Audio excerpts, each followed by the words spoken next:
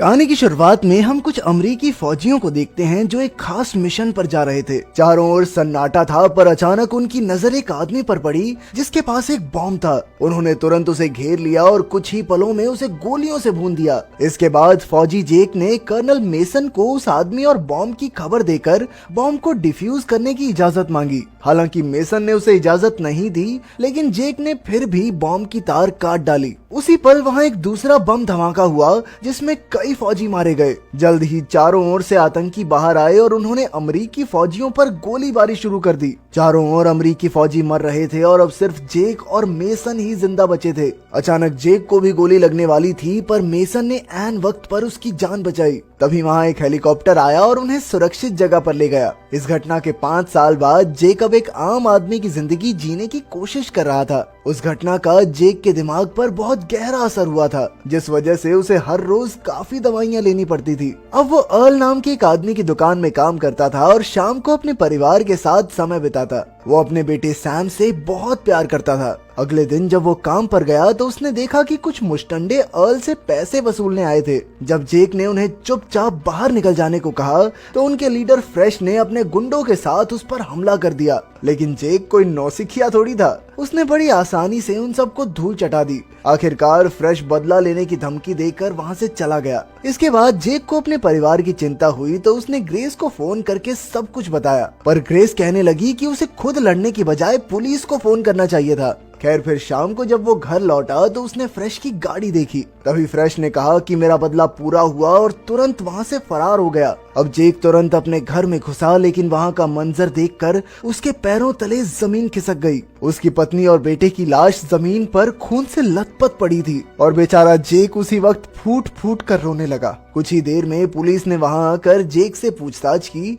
लेकिन वो अपना ट्रक लेकर निकल गया। अचानक उसे एक क्लब के बाहर फ्रेश की गाड़ी दिखी और वो बंदूक लेकर अंदर घुस गया। तभी उसने अंधाधुंध फायरिंग शुरू कर दी और फ्रेश की पूरी गैंग को मार डाला। अब फ्रेश की बारी थी, लेकिन फ्रेश कहने लगा कि उसके पास जेक के परिवार को मारने के अलावा और कोई चारा नहीं था। लेकिन जेक ने उसकी एक ना सुनी और उसे जान से मार डाला। इसके 5 महीने बाद अब जेक जेल में था, लेकिन अपनी बीवी बच्चे की मौत के बाद उसकी दिमागी हालत और बिगड़ चुकी थी। एक दिन अचानक जेक से मिलने मेसन आया और उसने कहा कि वो जेक को जेल से रिहा करवाने आया है। लेकिन जेक कहने लगा कि वो अपनी सजा काटने को तैयार है, लेकिन उसे अपने किए पर कोई पछतावा नहीं। फिर कुछ दिन बाद रैमजे नाम का एक आदमी जेक से मिलने आया। उसने कहा कि वो एक खास फोर्स का लीडर है, लेकिन जेक को उसकी बातों में कोई दिलचस्पी नहीं थी, इसीलिए वो उठकर वहाँ से चला गया। फिर शाम को वो अपने परिवार को याद कर रहा था कि अचानक कुछ नकाबपोश लोग उसके सेल में घुस आए और उसे बेहोश करके अगवा कर लिया। बाद में जब उसकी आंख खुली तो उसने देखा कि ये काम रैमजे के आदमियों का ही था।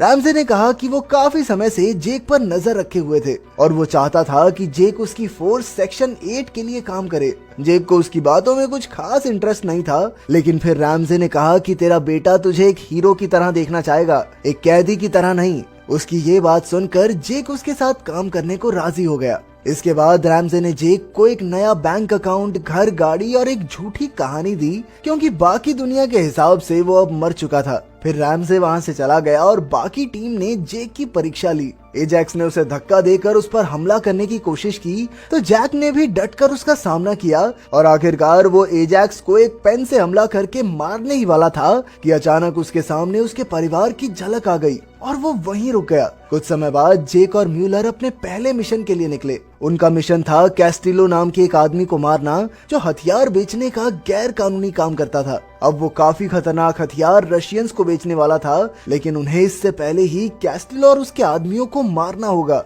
शाम को वो दोनों मेक्सिको पहुंचे, जहां कैस्टिलो अपने अड्डे पर रशियन माफिया से डील करने वाला था। उनके आते ही जेक ने चुपके से एक गार्ड को मार डाला, लेकिन इस आवाज से दोनों गैंग्स को लगा कि सामने वाले उन पर हमला करने वाले हैं। जल्द ही बात बहसबाजी से बढ़कर गोलीबारी तक आ गई। अचानक वहाँ एक गाड़ी में धमाका हुआ और दोनों गैंग्स के लगभग सारे गुंडे मारे गए। आखिरकार जेक ने बाहर आकर देखा कि गाड़ी में 2 लड़कियां डरकर छिपी हुई थी, लेकिन जेक ने उनकी जान बख्श दी और हथियारों के कागज लेकर लौट आया। लेकिन बाद में रैमजे ने 2 लड़कियों को जिंदा छोड़ने के लिए उस पर बहुत गुस्सा किया। लेकिन फिर जेक कहने लगा कि उसे इंसानों की जान की कोई परवाह नहीं है क्या। इसके बाद रैमजे ने लॉक नाम के एक आदमी को फोन किया और फिर अगले दिन लॉक ने एक होटल में जाकर कई लोगों को मार डाला और आखिरकार अपने शिकार के कमरे तक पहुंच गया। वो आदमी जानता था कि रैमजे ने ही लॉक को भेजा है, इसीलिए उसने लॉक को बहुत सारे पैसे देने का लालच दिया, लेकिन लॉक नहीं माना और उसने बड़ी बेरहमी से उसे मार डाला।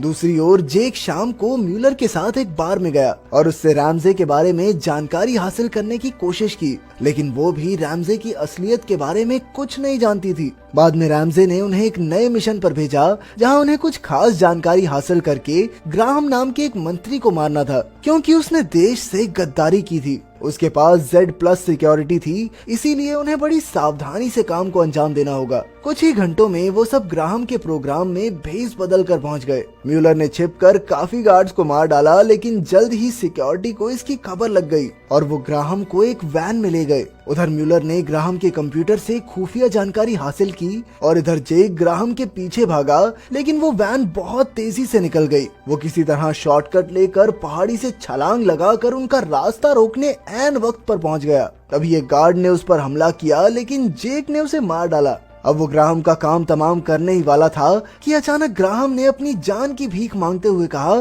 कि मेरे मरने के बाद मेरे परिवार का क्या होगा। ये सुनकर जेक को अपने परिवार की याद आ गई और उसने भावुक होकर ग्राहम की जान बख्श दी। लेकिन जल्द ही रैमजे की टीम वहां आ गई और एजैक्स ने ग्राहम को मारकर मिशन पूरा किया। रात के समय जेक को बहुत पछतावा हुआ और वो अपने बेटे की तस्वीर देखकर रोने लगा, पर अचानक उसे एहसास हुआ कि कुछ नकाबपोश लोग उसके घर के बाहर हैं, इसीलिए वो तुरंत छिप गया। उन लोगों ने जेक को पूरे घर में ढूंढा, लेकिन तब तक वो पीछे के दरवाजे से निकल चुका था। फिर अगले दिन जेक मेसन से मिलने गया और उसे पूरी कहानी बताई। मेसन ने कहा कि असली सेक्शन 8 तो कई साल पहले ही बंद हो गई थी और अब तो इसमें नौकरी से निकाले गए फौजी, CIA और FBI एजेंट्स काम करते हैं। ये लोग चारों ओर फैले हुए थे और अब जेक ने उनका काम पूरा न करके उनसे दुश्मनी मोल ले ली थी। बाद में जेक अपने शहर लौट आया और रैमजे ने उसे समझौते के लिए फोन किया, लेकिन जेक ने दोबारा उसके लिए काम करने से साफ इनकार कर दिया। इसके बाद रैमजे ने गुस्से में लॉक को फोन करके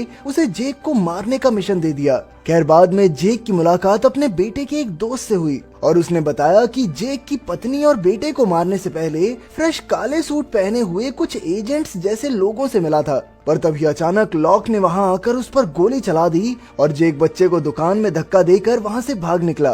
रास्ते में लॉक ने कई आम लोगों और पुलिस वालों को भी मार डाला और आखिरकार पुलिस की गाड़ी चुरा कर जेक का पीछा करने लगा, लेकिन जेक किसी तरह बचकर निकल ही गया। असल में वो अर्ल के यहाँ छिपा हुआ था, पर रैमजे की टीम को न जाने कैसे उसका पता लग गया। एलाइस जेक को गोली मारने ही वाला था कि अर्ल ने ऐन वक्त पर उसे मार डाला। इधर ब्रूनर जेक पर कूद पड़ा और पीछे से एजैक्स ने उस पर गोली चला दी। अब ब्रूनर एजैक्स पर चिल्लाने लगा और इसी मौके का फायदा उठाकर जेक ने पेंचकस से हमला करके उसकी जान ले ली। तभी एजैक्स अंधाधुंध फायरिंग करने लगा, लेकिन जेक ने ब्रूनर की लाश को ढाल बनाकर गोलियों से अपना बचाव किया। जल्द ही उनकी गोलियां खत्म हो गई और दोनों हाथापाई पर उतर आए। दोनों में जबरदस्त लड़ाई हुई और आखिरकार एजैक्स जेक को मारने ही वाला था, लेकिन पीछे से म्यूलर ने एजैक्स को ही मारकर जेक की जान बचाई। इसके बाद वो दोनों अर्ल की गाड़ी में भाग निकले और म्यूलर ने कहा कि उसने जेक की जान सिर्फ इसीलिए बचाई है क्योंकि वो भी सेक्शन 8 छोड़ना चाहती है।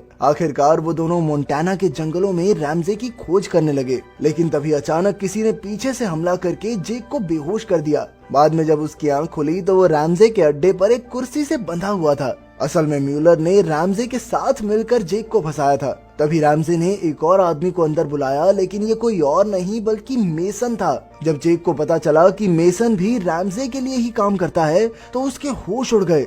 सच तो ये था कि रैमजे ने ही फ्रेश को पैसे देकर जेक के परिवार का खून करवाया था। आखिरकार रैमजे ने मेसन और म्यूलर को उनके काम के पैसे दिए और फिर उनसे कहा कि उन्हें जेक को मार डालना चाहिए क्योंकि अब उसे साथ रखना खतरे से खाली नहीं। मेसन भी राजी हो गया और वो जेक के कमरे में गया, लेकिन वहाँ अचानक उसने जेक को रिहा करके बताया कि असल में वो सेक्शन 8 को खत्म करने के मिशन पर है, इसीलिए उसे रैमजे से दोस्ती का नाटक करना पड़ा। अब वो चाहता था कि जेक भी इस काम में उसकी मदद करे। इसके बाद उसने अलार्म बजा दिया और गार्ड्स कमरे में घुस आए। पर उन दोनों ने मिलकर सबको मार डाला। जल्द ही वो गोलीबारी करते हुए रैमजे तक आ पहुंचे, पर तब तक रैमजे म्यूलर के साथ कहीं छिप गया और वो जेक को पैसों का लालच देने लगा, लेकिन जेक ने गुस्से में उस पर गोली चला दी।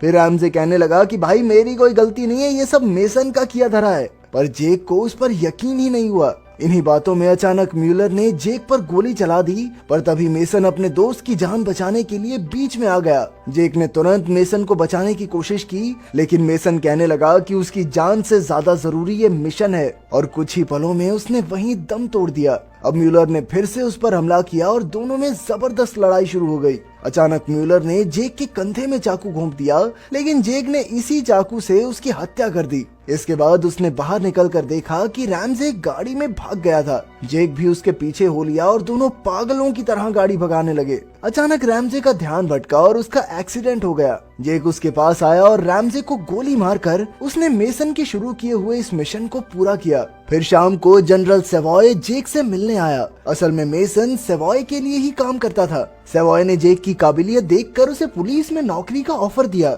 लेकिन जेक ने कहा कि अब उसके पास लड़ने की कोई वजह नहीं है। आखिरकार वो घर आ गया, लेकिन वहाँ लॉक उसका इंतजार कर रहा था। वो अपना अधूरा मिशन पूरा करने आया था। जल्द ही दोनों एक दूसरे पर चाकू से वार करने लगे। लड़ाई के दौरान लॉक ने अचानक जेक को जमीन पर फेंका और जेक ने तुरंत अपनी बंदूक उठाकर लॉक को मार डाला। अगली सुबह जेक सब कुछ छोड़ छाड़ कर एक बस में बैठकर निकल पड़ा, पर तभी उसकी नजर एक माँ पर पड़ी जो अपने बेटे के साथ खेल रही थी। उसे देखकर जेक को अपना परिवार याद आ गया। उसने सेवॉय को फोन करके कहा कि वो नौकरी करने के लिए तैयार है, क्योंकि जैसा उसके परिवार के साथ हुआ, अपनी निगरानी में वो किसी और के साथ वैसा नहीं होने देगा।